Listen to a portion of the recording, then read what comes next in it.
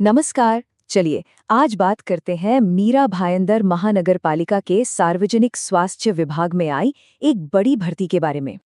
जी हाँ, पूरे 113 पद हैं और ये सभी कॉन्ट्रैक्ट पर हैं। तो चलिए गहराई से समझते हैं कि ये मौके क्या हैं और किसके लिए हैं। ये महाराष्ट्र के मेडिकल, पैरामेडिकल और सपोर्ट स्टाफ के लिए एक वाकई सुनहरा मौका है।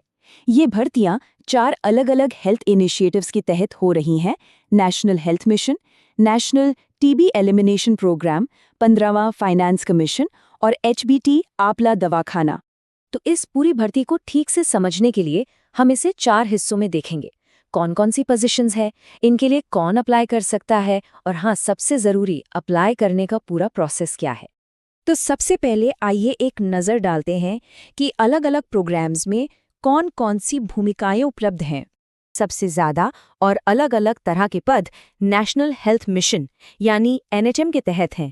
इसमें रेडियोलॉजिस्ट जैसे हाई लेवल स्पेशलिस्ट पद भी हैं, जिनकी सैलरी 75,000 रुपये प्रति माह तक है। इसके साथ ही full time medical officer, staff nurse और लैब टेक्नीशियन जैसे कई पद भी शामिल हैं।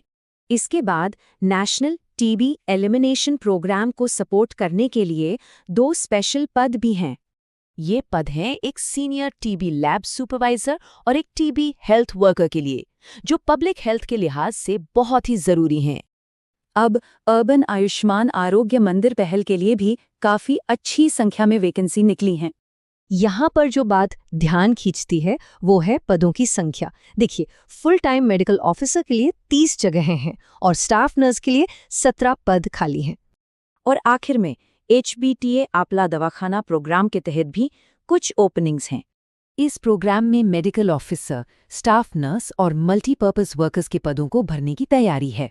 चलिए, अब ये तो साफ हो गया कि कौन कौन सी भूमिकाएं हैं। अब सवाल ये उठता है कि इन पदों के लिए कौन अप्लाई कर सकता है।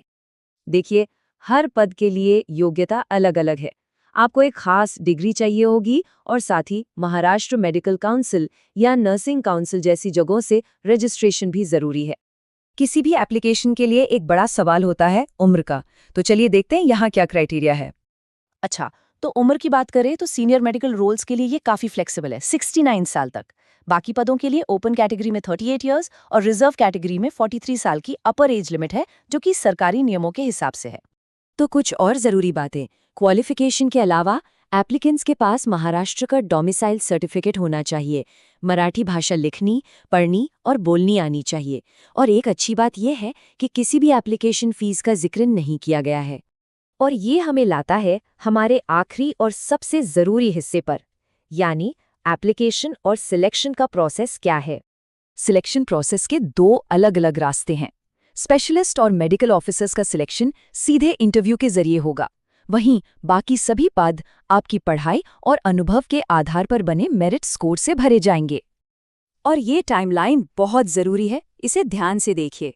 एप्लीकेशन विंडो पहले से ही खुली है और ये 4 मई 2626 को ठीक शाम 5 बजे बंद हो जाएगी। अब ये वाला हिस्सा बहुत ध्यान से सुनिए। अप्लाई करने का प्रोसेस 2 स्टेप का है और दोनों ही करने जरूरी हैं। पहला स्टेप है एक ऑनलाइन गूगल फॉर्म भरना और दूसरा अपने सारे डॉक्यूमेंट्स के साथ एप्लीकेशन की एक फिजिकल कॉपी जमा करना। दूसरे स्टेप में आसानी के लिए यहाँ उन जरूरी डॉक्यूमेंट्स की एक छोटी सी चेकलिस्ट है। इन सभी को सेल्फ अटेस्ट करके जमा करना होगा। 2 सबसे जरूरी नियम याद रखिएगा। पहला, अगर एक से ज्यादा पद के लिए अप्लाई करना है तो हर पद के लिए अलग एप्लीकेशन देनी होगी। और दूसरा, आखिरी तारीख के बाद किसी भी एप्लीकेशन पर विचार नहीं किया जाएगा। तो कुल मिलाकर ये भर्ती महाराष्ट्र के पब्लिक हेल्थ सेक्टर में योगदान देने का एक बहुत बड़ा मौका है। पूरी अधिसूचना का लिंक डिस्क्रिप्शन में उपलब्ध है।